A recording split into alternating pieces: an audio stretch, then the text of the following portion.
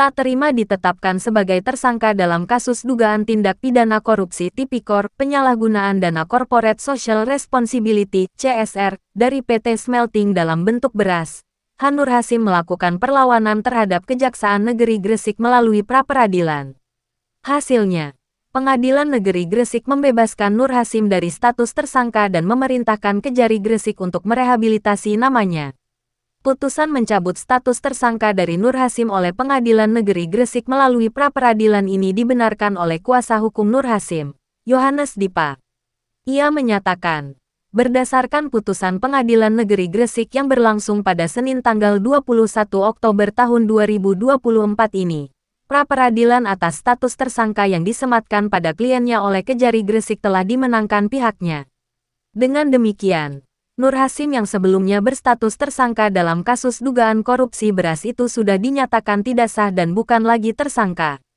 Yohanes Dipa dari Bidang Pembelaan Profesi DPC Peradi bersama dengan para pengurus DPC Surabaya mengatakan, berdasarkan putusan PN Gresik, dinyatakan dikabulkan keseluruhannya, karena tidak terdapat dua alat bukti yang sah dalam menetapkan status tersangka yang melanggar pasal 2 dan 3 UU Tipikor.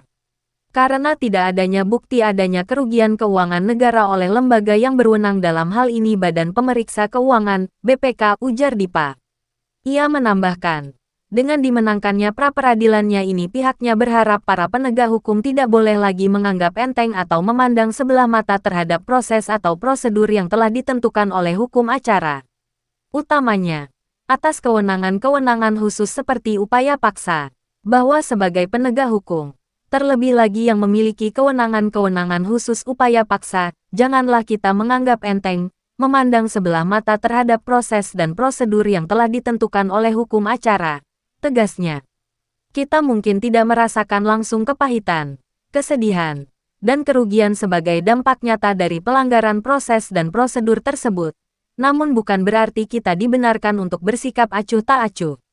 Kiranya kita semua, keluarga kita, saudara dan sahabat kita, dihindarkan dari perbuatan sewenang-wenang, apapun bentuknya, tambahnya.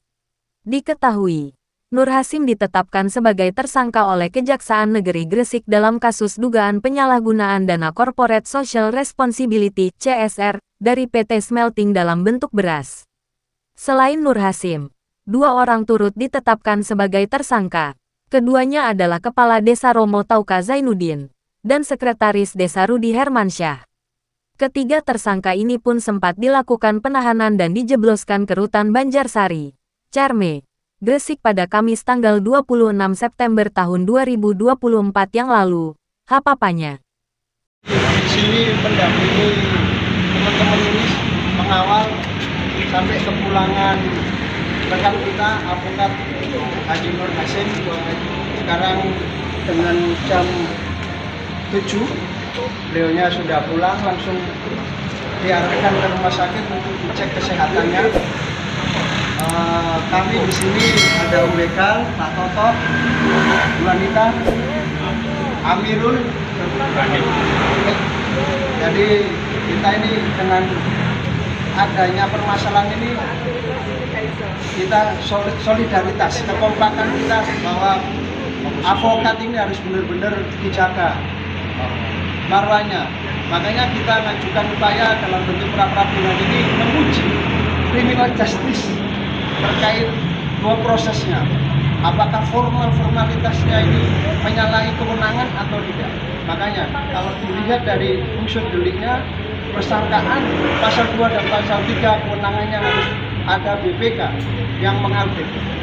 Dan alat bukti yang sah 184 KUHP, ada dua alat bukti, setidaknya harus dihadirkan.